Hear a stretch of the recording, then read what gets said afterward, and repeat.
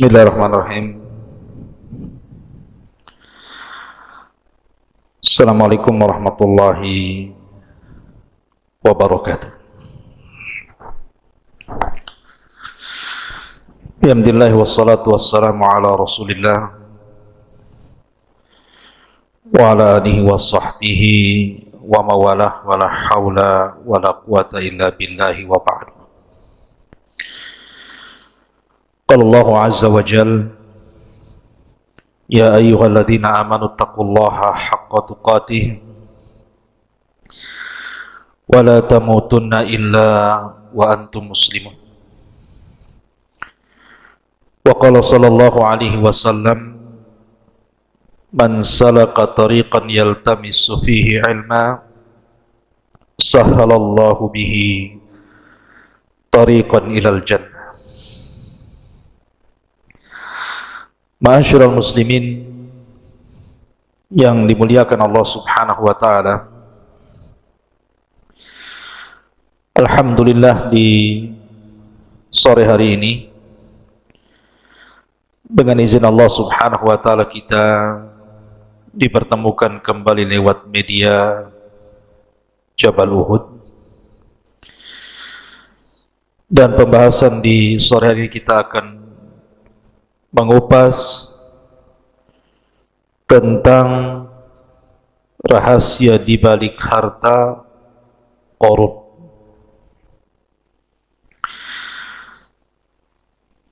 Karena apabila seseorang teringat dengan harta yang terpendam, pasti seseorang akan terpikir dengan Qarun. Pertanyaannya, lalu di mana harta Qarun itu berada?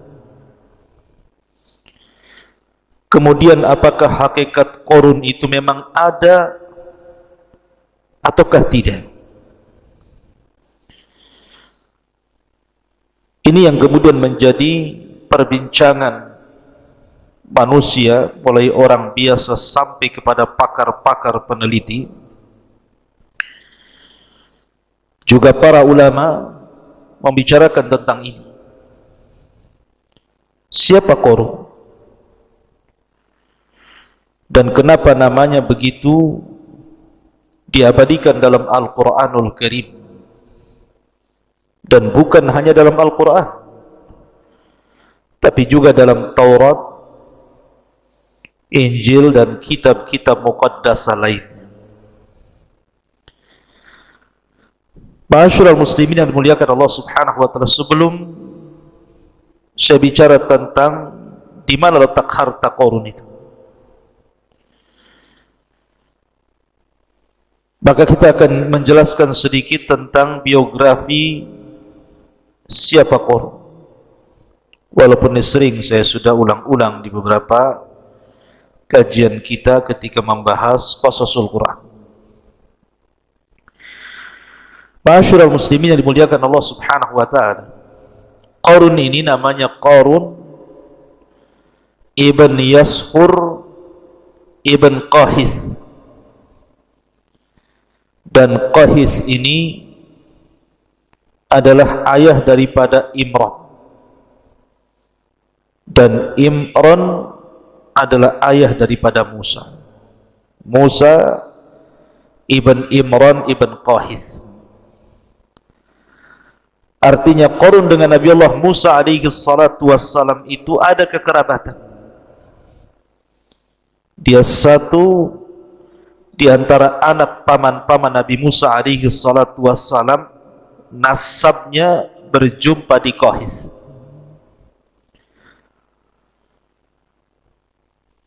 Ma'asyiral muslimin yang dimuliakan Allah azza wa jalla, itu berdasarkan Al-Quran nama Qarun tersebut. Makanya Muhammad ibn Ishaq ibn Yasar, beliau mengatakan anna Qarun kana ammu Musa. Qarun itu pamannya Nabi Musa. Tetapi kata Ibnu Jarir, wa aktsaru ahli ilmi, kebanyakan ahli ilmi, ala annahu kana ibnu ammi. Dia bukan paman Nabi Musa, tetapi anak dari paman Nabi Musa. Dan itu yang banyak dikuatkan para ulama, seperti riwayat daripada Abdullah ibn Abbas radhiyallahu anhuma ketika beliau mentafsirkan inna Qaruna kana min qaumi Musa, sesungguhnya Qarun itu adalah bagian dari kaumnya Nabi Musa. Berkata Ibnu Abbas, kana ibnu ammi, karena Qarun itu anak paman Nabi Musa. Dan itu senada dengan yang dikuatkan oleh para mufassirin seperti Qatadah, Malik ibn Dinar, Ibn Jurayz dan yang lainnya. Ini berdasarkan Islam. Akan tapi kalau kita melihat pada perjanjian lama, maksudnya Taurat, maka Qarun itu namanya Qurah. Qurah ibn Yashar ibnu Qahat ibnu Lawi min abna'i ammi Musa wa Harun. Jadi Taurat memberi nama Qarun itu adalah Qurah ibn Yashar, putra Qahat, putra Lawi, dan Lawi termasuk anak-anak paman daripada Musa dan Harun. Menurut versi orang-orang Taurat, orang-orang Yahudi dalam kitab Tauratnya, bahwa Qarun ataupun Qurah ini salah satu daripada ru'asa Bani Israel, pemimpin-pemimpin Bani Israel. Dan ada juga yang mengatakan bahwa Qurah ini memang orang kaya, karena ketika itu ada orang-orang yang sangat memusuhi Nabi Musa alaihi salatu wassalam. Salah satunya adalah Qurah ini, karena melihat bahwa Musa dan Harun itu orang miskin. Kenapa pula kemudian diturunkan kepadanya kenabian? Harusnya kenabian itu diberikan kepada orang-orang kaya semisalnya. Kenapa diberikan kepada Nabi Musa dan Harun? Dari situlah maka kemudian hasadlah Qurah ini, akhirnya kemudian membawa teman-temannya datang kepada Nabi Musa alaihi salatu wassalam dan mengejeknya. Maka Musa pun kemudian marah. Akhirnya kemudian Musa pun mengatakan kepada Qurah alias Qarun dan juga kawan-kawannya seperti Dasar, Abira, Aun bin Farid dan yang lain yang disebutkan dalam kitab-kitab itu, kata Musa, karena kalian sudah lancang kepadaku, maka tunggulah azab akan menimpa kalian. Maka di hari ketika azab itu akan ditimpakan kepada Qurah ini, maka Allah memerintahkan Musa untuk membawa orang-orang yang beriman menjauh dari istananya. Maka disitulah kemudian wa khasafna bihi wa bidarihil arda, Allah tenggelamkan istananya seorang-orang yang dalam tanah. Itu versi Taurat. Tapi versi Islam justru terbalik, bahwa Qarun ini adalah orang miskin, dan dia meminta kepada Nabi Musa alaihi salatu wassalam agar diberikan rizki yang banyak dari Allah subhanahu wa ta'ala. Maka akhirnya kemudian Qarun pun yang tadinya fakir dari fuqara Bani Israel, bahkan dia seorang mukmin dengan Nabi Allah Ya'qub, bahkan dikatakan sebagai munawwir, di mana wajahnya bercahaya karena dia memiliki suara indah ketika membaca Taurat, dan disukai oleh Bani Israel karena indahnya bacaan Taurat. Tiba-tiba kemudian setelah Allah subhanahu wa ta'ala memberikan kekayaan kepada Qarun ini, mulailah dia sedikit demi sedikit menjauh dari ajaran Musa, dan ketika betul-betul Allah kuasakan harta yang banyak, kalla innal insana la yatgha an ra'ahu istaghna. Sekali-kali manusia bisa menjadi melampaui batas apabila dibentangkan kekayaan kepadanya. Ma'asyiral muslimin yang dimuliakan Allah Subhanahu wa taala. Baik, sebelum saya kupas tentang rahasia di balik harta Qarun, saya ingin membacakan beberapa ayat dalam Al-Qur'anul Karim yang berkaitan dengan kisah Qarun ini. Ma'asyiral muslimin yang dimuliakan Allah Subhanahu wa taala. Allah Subhanahu wa taala berfirman, "Inna Qarun kana min qaumi Musa fabagha alaihim." Sesungguhnya Qarun termasuk kaumnya Nabi Musa, tetapi dia berlaku zalim terhadap mereka. Wa atainahu minal kunuzi ma inna mafatihahu latanu'u bil usbati ulil quwwati. Dan kami telah anugerahkan kepada Qarun pembendaharaan harta yang kunci-kuncinya sungguh berat, dipikul oleh sejumlah orang-orang yang kuat, yang dikatakan oleh sebagian ahli tafsir bahwa kunci-kunci itu maksudnya kunci-kunci yang dibawa oleh orang-orang kuat dari anak-anak buah Qarun ini. Jadi kuncinya saja dibopong oleh orang banyak, saking besarnya. Itu baru cerita kuncinya, belum gudangnya. Maksudnya kuncinya saja sudah sebesar itu, belum gudangnya. Makanya kemudian Qarun ini merasa bangga karena banyaknya harta yang dimilikinya, terutama emas yang dikumpulkannya. Ma'asyiral muslimin yang dimuliakan Allah Azza wa Jalla. Kemudian Allah Subhanahu wa taala katakan dalam ayat selanjutnya, "Idz qala lahu qaumuhu la tafrah innallaha la yuhibbul farihin."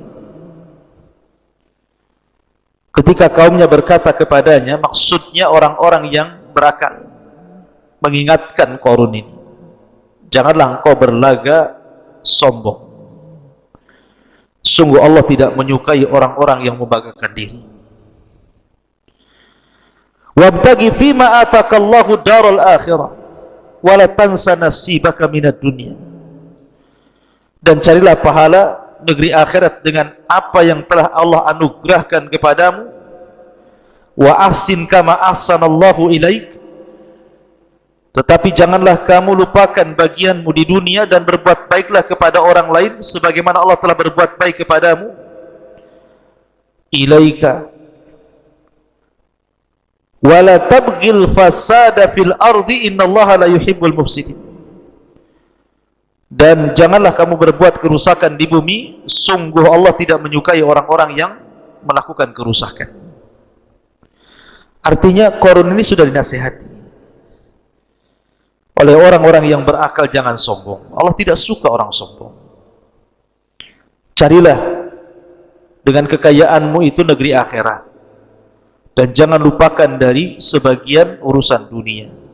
Berbuat baiklah sebagaimana Allah telah berbuat baik kepadamu, dan jangan melakukan kerusakan di permukaan bumi. Allah tidak suka dengan orang-orang yang merusak.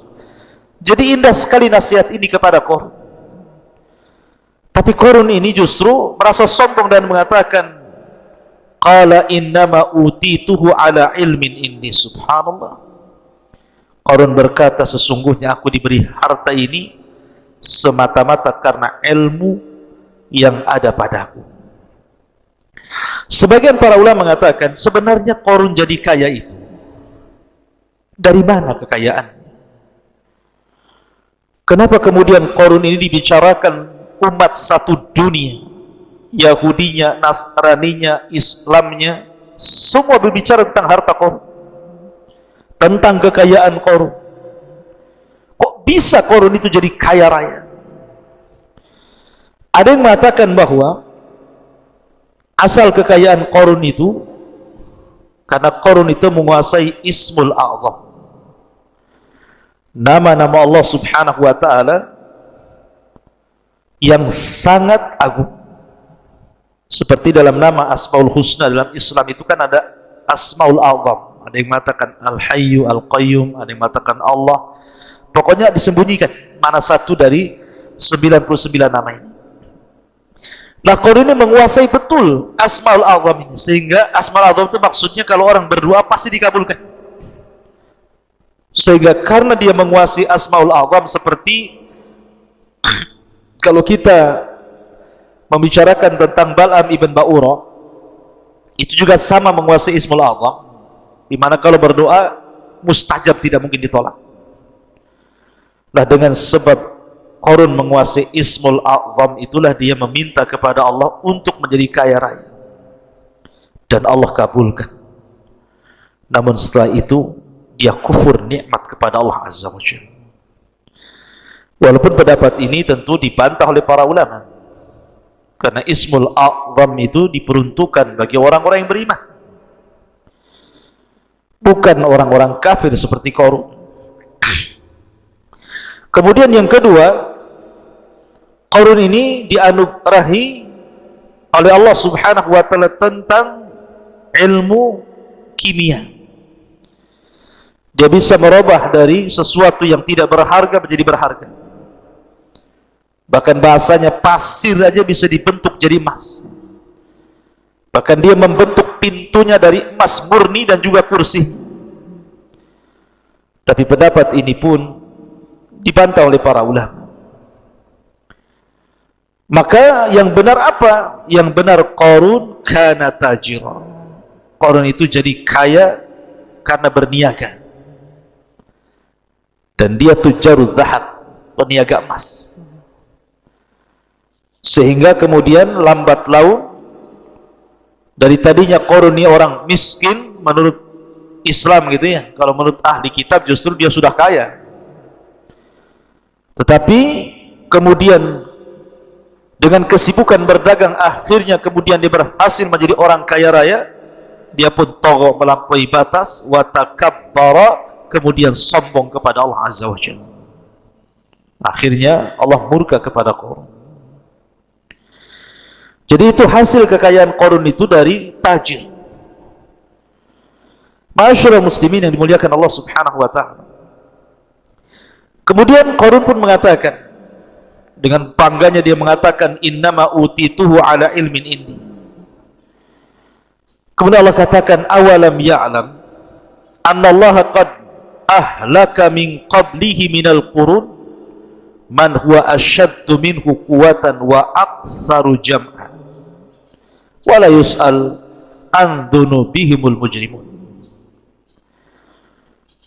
Tidakkah dia korun itu mengetahui bahwa Allah telah membinasakan umat-umat sebelumnya yang mungkin jauh lebih kuat dibandingkan korun dan lebih banyak harta dibandingkan korun, dan orang-orang yang berdosa itu tidak perlu ditanya tentang dosa-dosa mereka. Ma'asyiral muslimin yang dimuliakan Allah Azza wa Jalla, korun ini kan sangat kaya, suka menggunakan pakaian-pakaian yang syuhrah, yang megah, ingin menunjukkan bahwa dia orang kaya. Sehingga dari penampilan korun, dari kekayaan korun, dari kebun, dari gudang-gudang harta, dari para pelayan, itu menjadikan pandangan manusia kepada korun ini, mereka ingin seperti korun. Jadi orang-orang fuqara wal masakin apabila memandang korun ini, berangan-angan kapan saya ingin seperti korun ini. Maka Allah mengatakan, falam fakharaja ala qaumihi fi zinatihi qala alladhina yuriduna alhayata ad-dunya ya laita lana mithla ma utiya qarun innahu ladu haddin azim. Maka keluarlah dia Qarun kepada kaumnya dengan kemegahannya. Orang-orang yang menginginkan kehidupan dunia berkata, mudah-mudahan kita mempunyai harta kekayaan seperti yang diberikan Qarun. Ya, sungguh dia benar-benar mempunyai keberuntungan yang besar. Terkadang orang menyangka bahwa kemuliaan itu ada pada harta. Mereka salah. Terkadang kemuliaan itu ada pada pangkat jabatan ataupun kedudukan. Terkadang kemuliaan itu ada pada anak-anak yang sukses ataupun kesehatan. Salah. Memang itu semua bisa menyumbang kebahagiaan, tapi bukan segalanya. Lihat Qarun. Allah katakan wa khassafna bihi wa bidarihi al-ardh. Kami tenggelamkan dan Qarun dan harta-hartanya. Lihat Namrud dibunuh oleh satu ekor nyamuk. Lihat Fir'aun ditenggelamkan di Laut Merah. Lihat Al-Walid ibn Mughirah, Allah ancam dengan masuknya dia ke neraka Saqar. Jadi kebahagiaan bukan dengan harta. Wa qala alladziina utul ilma wailakum thawabullah khairun liman amana wa amila salihan wa la yulaqqaha illa sabirun. Tetapi orang-orang yang berilmu, orang-orang yang beriman, ketika melihat orang-orang jahil, orang-orang bodoh itu tertarik dengan Qarun, mereka mengatakan, celakalah kalian. Ketahuilah pahala Allah jauh lebih baik bagi orang-orang yang beriman dan mengerjakan kebaikan, dan pahala yang besar itu hanya diperoleh oleh orang-orang yang sabar. Akhirnya Qarun semakin congkak. Mulailah dia takabur dengan hartanya. Ketika datang Nabi Musa alaihi salatu wassalam meminta zakat, karena zakat itu syariat, bukan hanya syariat Islam saja, sebelumnya juga sudah ada syariat zakat.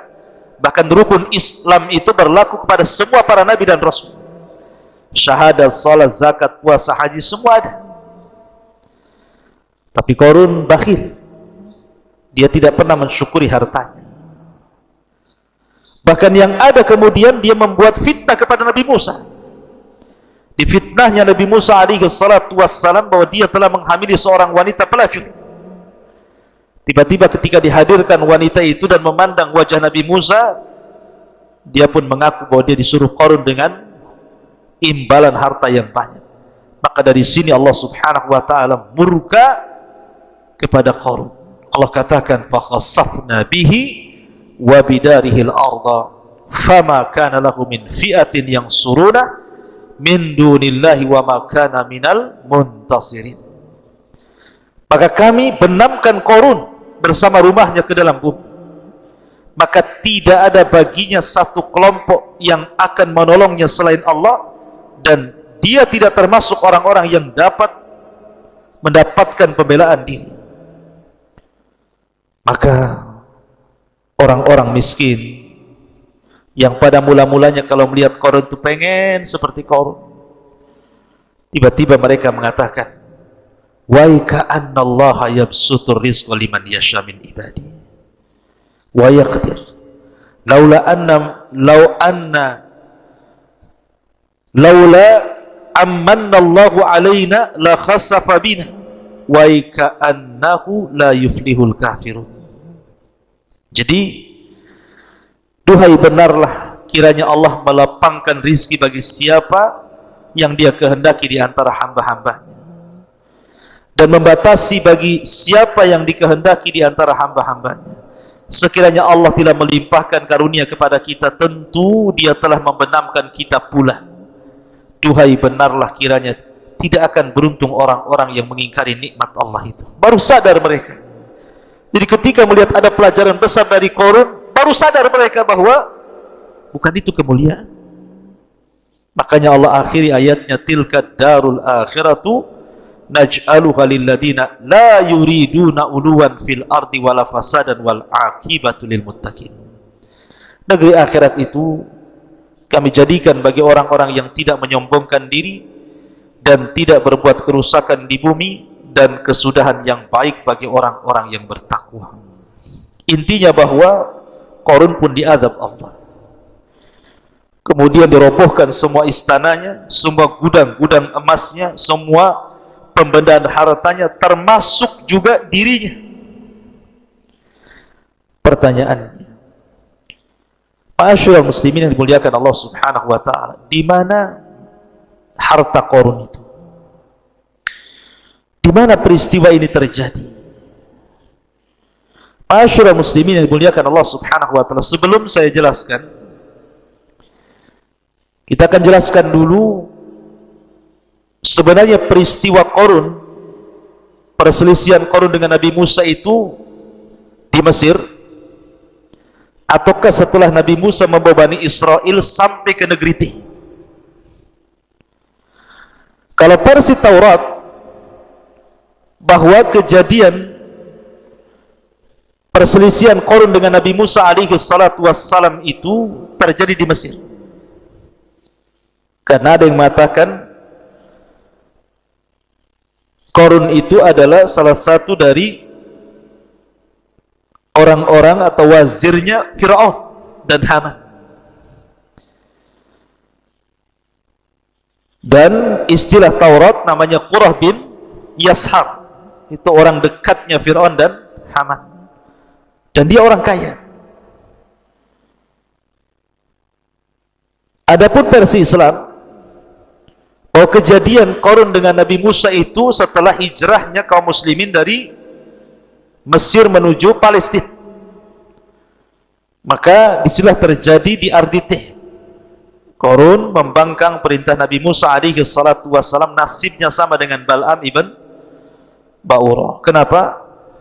Karena salah satu laqab Qarun itu Munawwir, Hasanus Saut, suaranya indah ketika membaca At-Taurat, dan manusia suka dengan Qarun itu karena bercahaya wajahnya, menunjukkan bahwa orang yang membaca Al-Quran itu terang wajahnya.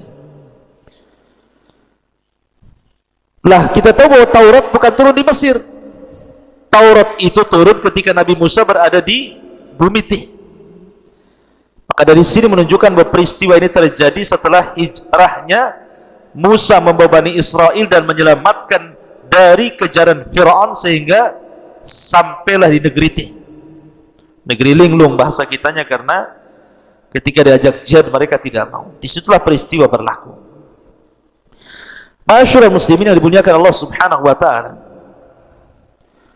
dalam cerita barat ada lagi bahwa Qarun itu adalah raja Libya, Malik Quruzus, yang dikenal di barat ini.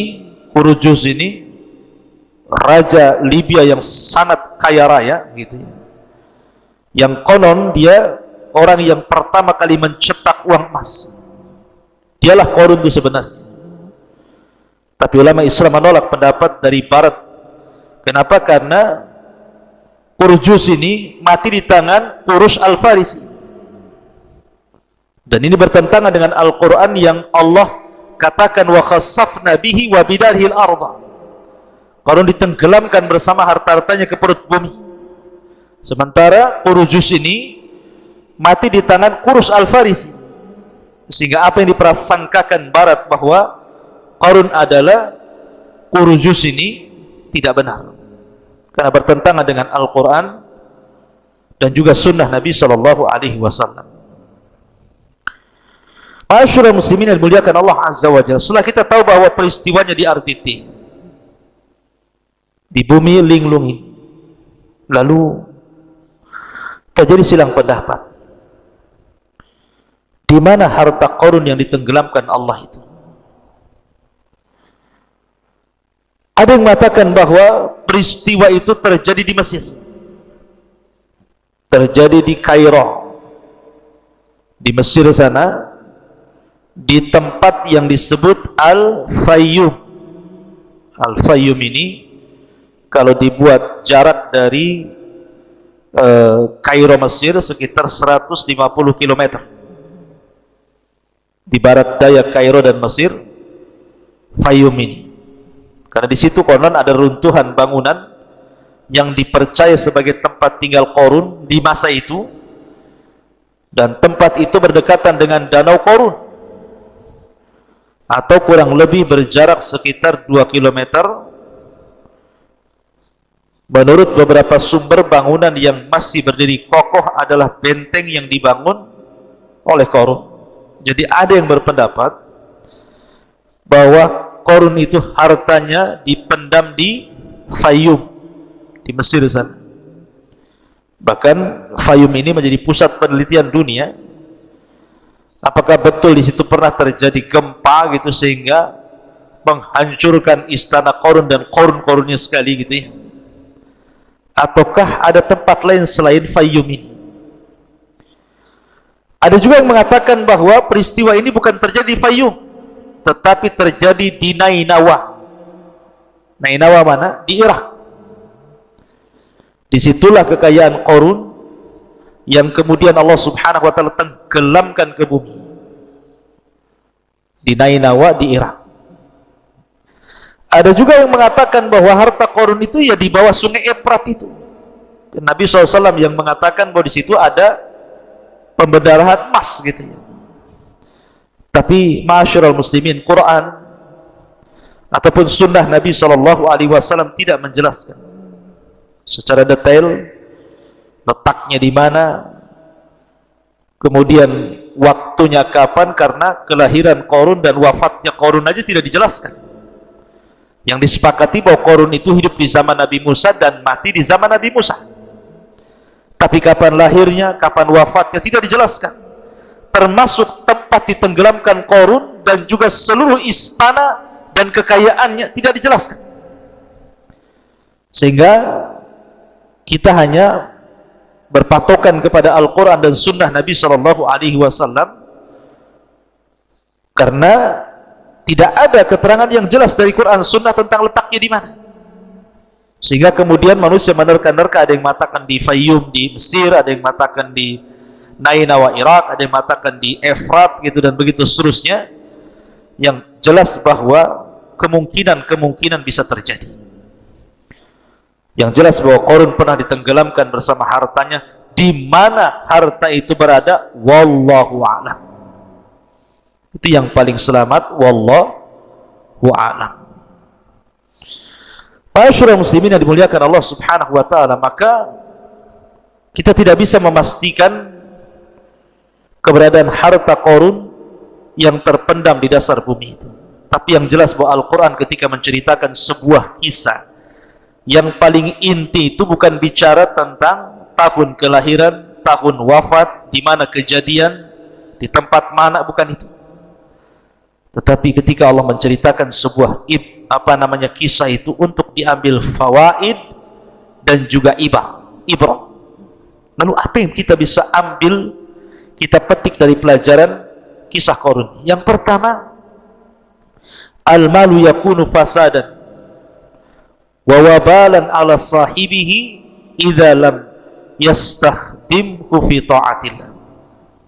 Namanya harta itu akan menggiring manusia kepada kerusakan bagi pemiliknya kalau tidak digunakan di jalan Allah. Makanya ada istilah sabda Rasul, malun salih li rajulin salih. Harta yang baik itu kalau yang megang orang baik. Tapi harta bisa jadi jahat kalau yang megang orang jahat. Yang kedua, kasratul mal laisat dalilan ala mahabbatillah wa ridha 'anil 'abdi. Banyaknya harta itu bukan dalil seseorang itu mendapatkan kecintaan Allah dan keridhaan. Tidak.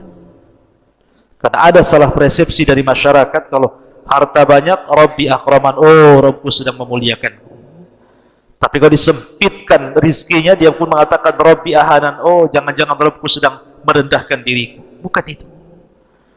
Kenapa harta bukan dalil orang itu dicintai Allah? Karena harta itu bersyirikat, mukmin kaya, kafir juga kaya. Abu Bakar kaya, Utsman kaya, Abdurrahman bin Auf kaya. Tapi Abu Jahal juga kaya, Abu Lahab juga kaya, Umayyah juga kaya, Sulaiman kaya, Namrud juga kaya, Qarun juga kaya, Fir'aun juga kaya. Artinya kekayaan itu bersyirikat antara mukmin dan kafir. Lalu apa kemuliaannya kalau bersyirikat?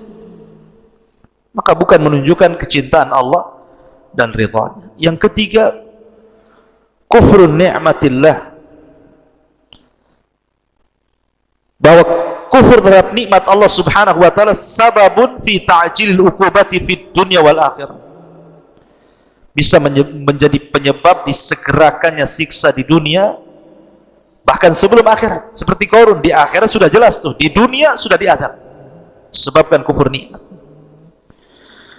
Kemudian yang keempat, Allah yuqaddar al-arzaq li hikmatin balighah. Terkadang Allah menyempitkan rezeki kepada seseorang itu karena ada hikmah yang jelas. Karena terkadang kalau ada orang itu dikayakan menjadi dia kufur, makin kufur, ataupun orang dimiskinkan menjadi kufur. Jadi Allah itu terkadang ada maslahat besar. Jadi bersyukurlah. Kemudian yang kelima, al-mal ardun zail wa mata'un mufar. Harta itu benda yang akan hilang, yang akan berpisah dari kita. Makanya ulama mengatakan hakikatul mal at-tajmi' wa tafriq. Hakikat harta itu kita kumpulkan, habis itu kita tinggalkan.